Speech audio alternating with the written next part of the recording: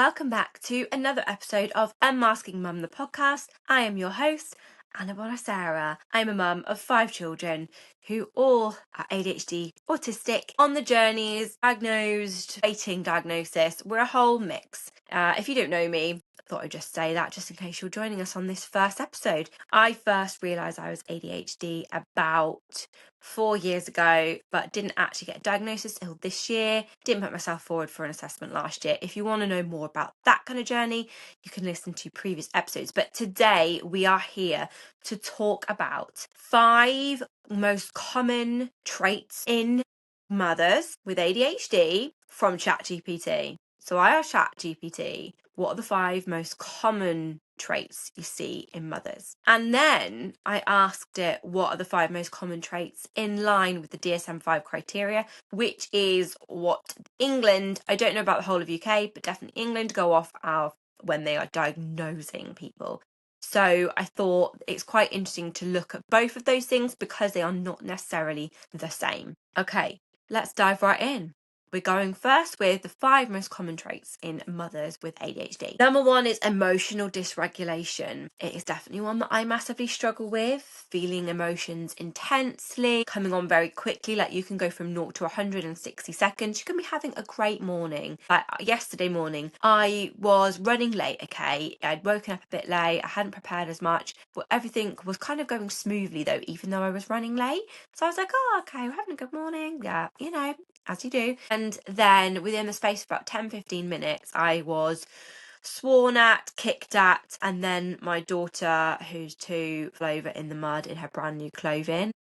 Trying to get her changed is an absolute battle, but then the thought of actually having to get her unchanged again and the fact that it was brand new, it was just like, oh, too much. And I just literally lost it at myself. I said I need a few minutes, locked myself in the bathroom, and I cried because I was just like, it stressed me out. So I was having an okay morning, even though I was running late, but my stress was like, and then explosive emotions and strong reactions as well. So have you ever been told that you're over dramatic? Like I have been told this so many times, it's just ridiculous that I am just overreacting, I'm doing it on purpose, and I'm not. It's just part of who I am, and I used to feel a lot of shame about that, but now I just accept that that's part of who I am, and if people don't like it, then tough. Number 2 is executive functioning challenges. Now, in case you don't know what executive functions is, because I didn't know what they were until I started becoming an ADHD coach. Executive functions are how your brain works, so the different functions in your brain. So everybody has these things, and everyone has struggles and stresses with them, like losing your keys, being late, forgetting things, turning up to appointments, getting things muddled up. Everyone has struggles with those when they're like under stress, when they're physically or mentally ill, when like they've just had a baby, hormones everywhere, period, perimenopause. But ADHDers have it all the time on another level. So although like some people are like, oh, you don't have to be ADHD to do that, it's not necessarily the things, it's the severity and how common they happen within your life and how much it affects you as well on a day-to-day life. So chat has said difficulty planning, prioritizing, organizing, starting and finishing tasks. Oh, that is a big one for me. Get the dopamine hit of starting it, but seeing it through to the end, that is a tricky one. Number 3, according to chat, is time blindness. I didn't know what this was until I started learning about ADHD, but it is something that I massively struggle with. Like chat has said, underestimating how long tasks take, running late, and struggling with routines. Routines are the amount of times I've started a routine, started a new planner, being like, this is going to be like, you know, that change my life, weekly schedules and stuff, and not managed to keep it going is ridiculous. Like so many times. The time blindness thing, I remember I had a chest of drawers, okay, that I really wanted to paint white. And I'd been putting it off for ages. I had a party to go to take my daughter to. No, my son. I didn't have my daughter at the time. And I had half an hour, okay? I had half an hour and I thought I could get there early, but I didn't really want to. I actually hate being early to places. It gives me worse anxiety than being late.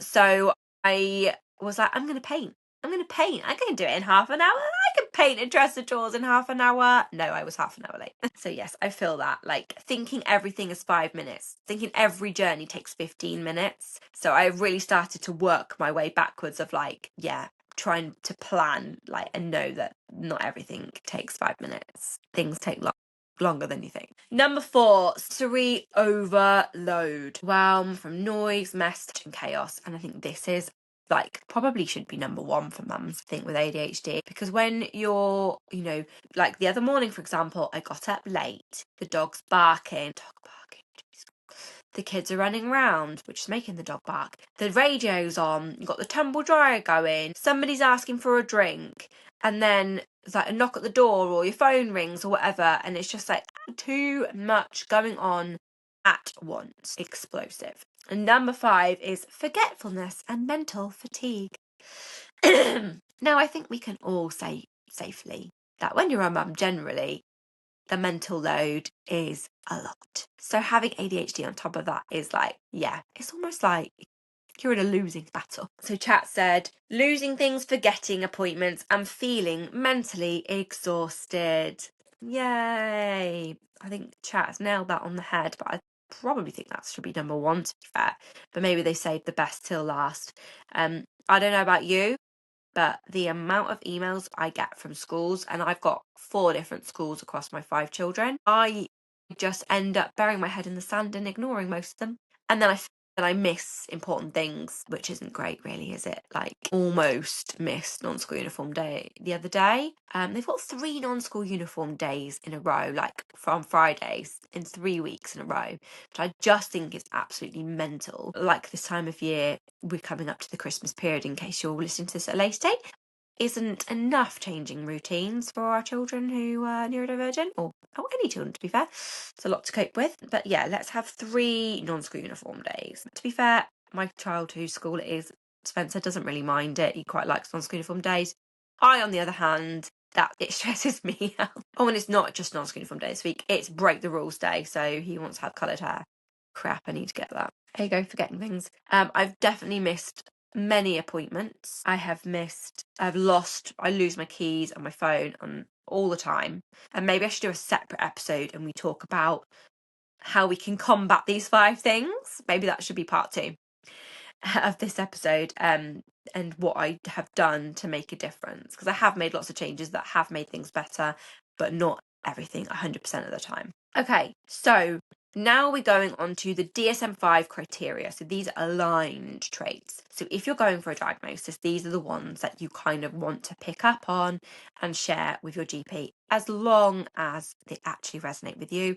If they don't, obviously don't use them. Okay, number 1, difficulty sustaining attention, and that is on the inattentive side of ADHD. In case you don't know, there are 3 different types of ADHD. You've got hyperactive impulsivity, inattention, and then the 2 together are called combined ADHD, which is what I've been diagnosed with. A chat says zoning out, drifting off during tasks, difficulty following conversation. I do that all the time. I literally did it earlier. I accidentally saw a notification and I started reading that, and someone was talking to me and I didn't know what they'd said, and I didn't want to seem rude, so I was just yeah, okay, see you later. Just I'm nodding along. Have you ever had to ask someone so many times, sorry, can you repeat that? Sorry, can you repeat that? Sorry, can you repeat that? And then you just eventually stop asking because you just don't want to seem rude. I've done that many times. And especially the difficulty following conversations, if you've got all the noise in the background, that overstimulation, and then you're trying to zone in on that person talking, I can't always get my attention to there, because they say with ADHD it's an attention issue, but what it actually is that we have so much attention is that everything around us is taking our attention, so that's really hard to just specifically focus it in one place. So it's not that we have an issue with attention, we just have too much attention. Okay, number 2, disorganisation and poor planning, and that is again from the inattention side of the DSM-5 criteria. Struggling with schedules, organising and managing multiple responsibilities. When you have children and you have to leave the house, let's take school for example. Apparently, the average person can only remember 7 things when leaving the house, okay? If, like me, you've got multiple children, trying to remember several things for each of them, and then whatever for yourself, I'm always going to forget something. always. Do you know what? The amount of times we've turned up to school and my son hasn't got his bag because he's got ADHD, so he's forgotten to pick it up. And then I've got ADHD and I haven't remembered to check in with him that he's got it, honestly. And then I have to go back home and bring it back in. Again, the struggling with schedules part.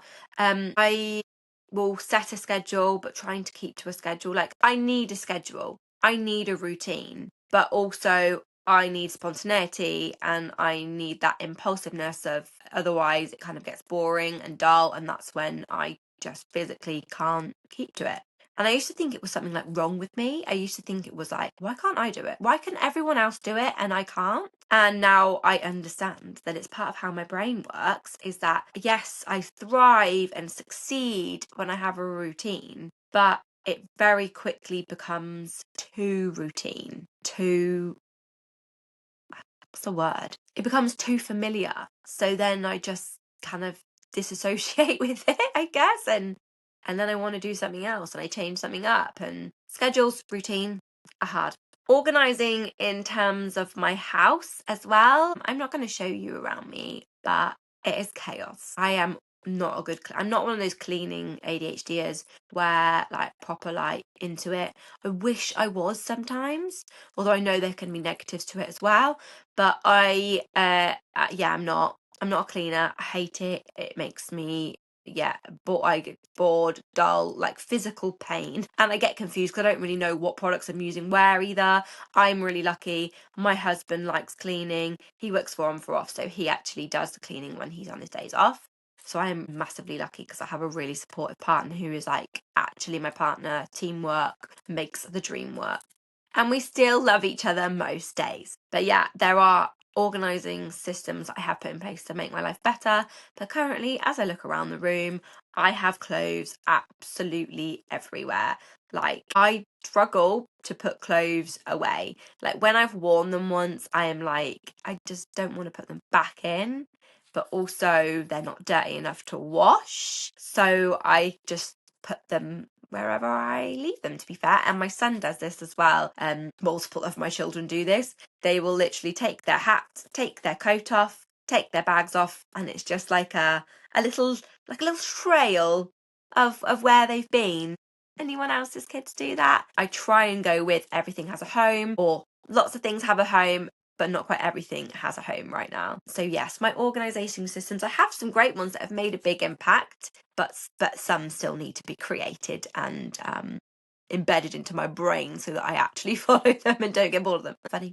Okay, number three, forgetfulness. Again, this is on the DSM-5 criteria, inattention. Seeing a theme here, we are very much on the inattentive side, more common, and that is why me and Mystic diagnosed, because the inattentive side of ADHD underestimated, underrated, lack of awareness of it and how it actually shows up and presents. Because if you listen to one of my previous podcasts, you'll know that one of my sons, I hope definitely he resonates with the inattentive side more, and I didn't pick up the ADHD until Cam's had kind of done an initial assessment, said he scored highly, and I was like, what? That doesn't sound like him. Read the inattentive criteria and realised me and him are the same people. And that is one of the things that made me realise that I am ADHD, is because of him. So it's not just for women, it's also for men too. So forgetfulness, number 3, misplacing items, forgetting appointments or tasks. Yeah, we talked about this in the previous one, but there's things, if I don't put things in place, I will forget. It's like, for example, if I say to myself, I will remember this, I don't need to write it down, I will forget.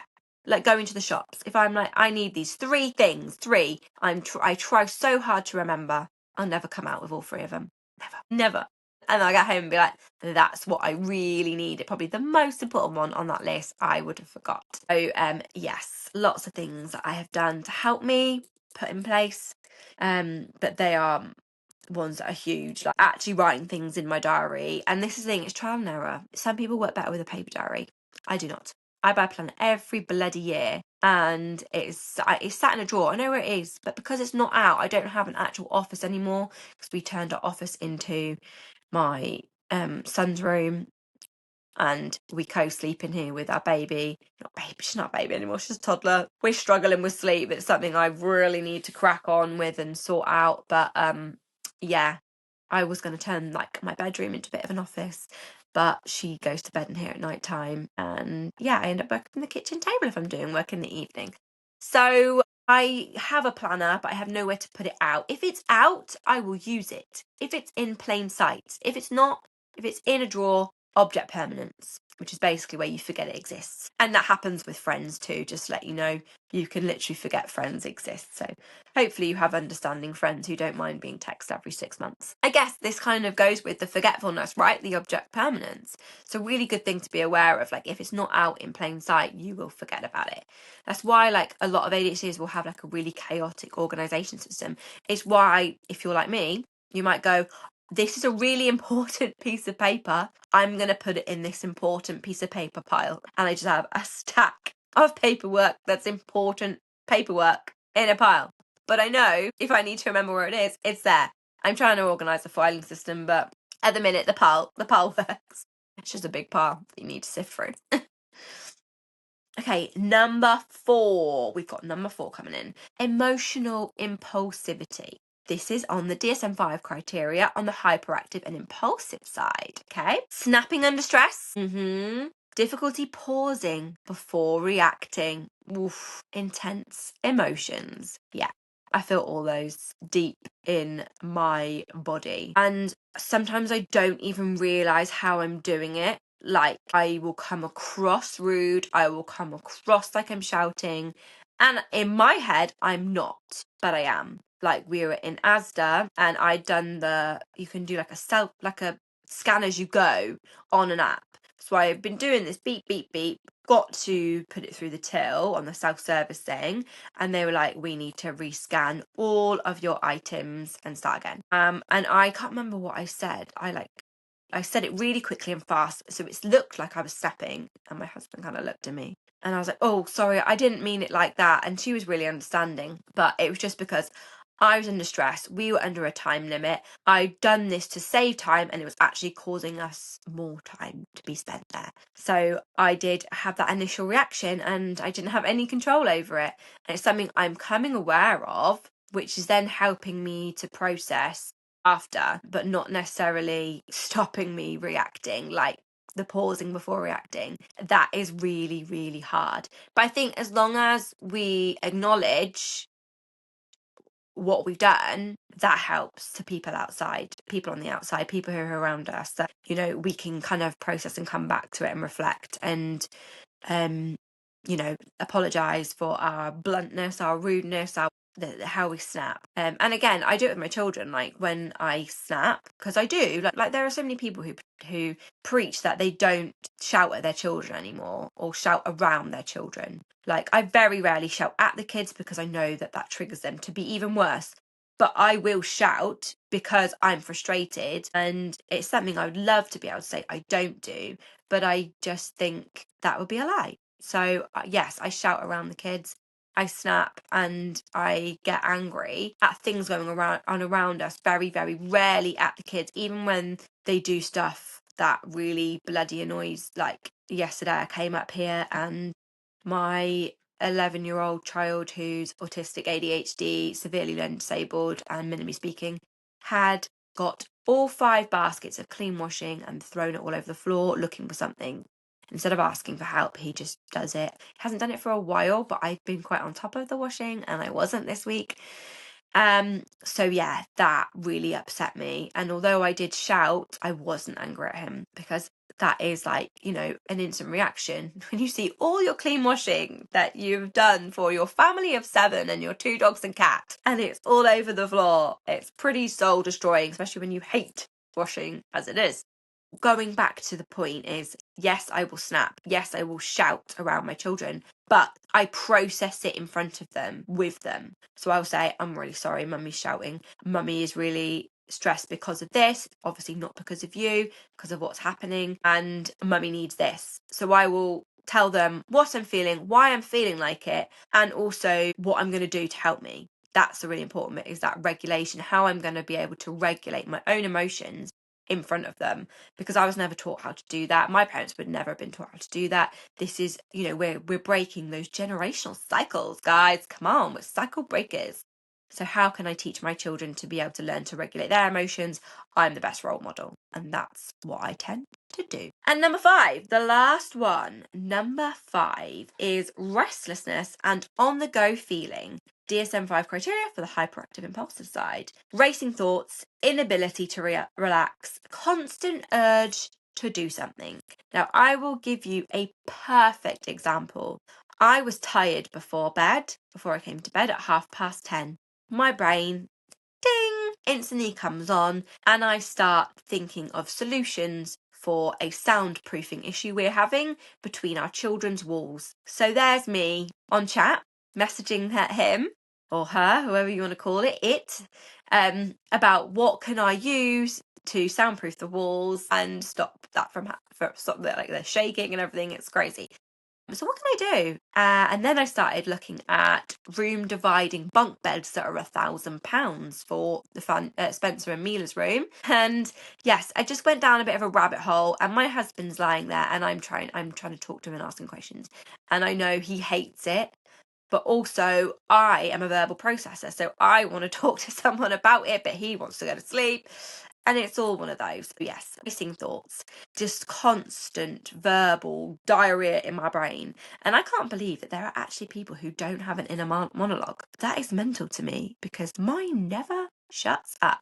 Too many tabs open, as they say. I've got to say, though, the whole running like a motor, I don't know whether it's because I take this very literally, because I'm most probably autistic as well, but I don't feel like I have the running like a motor part, but I absolutely see it in my 2-year-old. Now, I know a lot of people would disagree with the fact that I'm saying that, because obviously she's so young, and they will not diagnose ADHD until 7 these days, which I think is ridiculous. But she's like a fireball. She doesn't sit still. She is constantly moving. I've always struggled to understand that trait that I've seen a lot, and I've been asked a lot.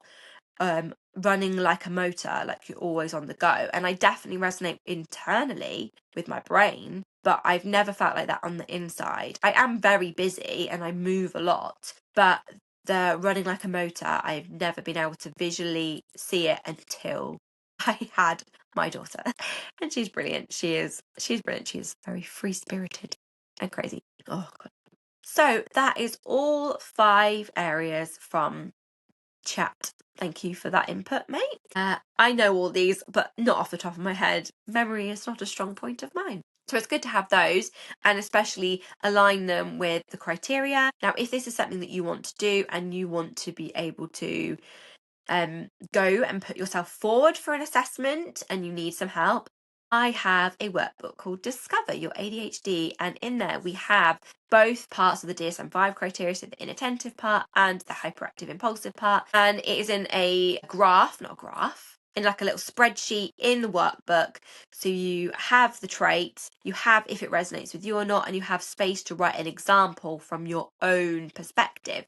So when you're going to put yourself forward for an assessment, you are really, really prepared. If you want to take a look at that, I'll put a link in the show notes.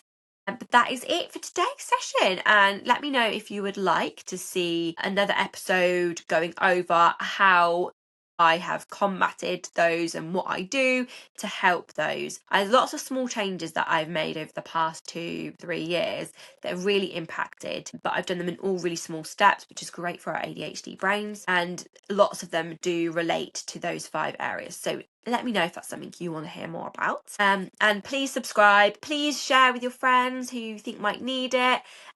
Please write a review if you can take a few minutes. It really helps. And yeah, let's get this out there so we can get as many mums diagnosed or just discovering their ADHD and understanding themselves, because the bigger awareness we have around ourselves, the more we can help our children and the better lives we can lead. That's what I'm really passionate about. So thank you so much for listening. I'm Anna Bonasera. Please join us again for another episode of Unmasking Mum, the podcast. I'll see you soon.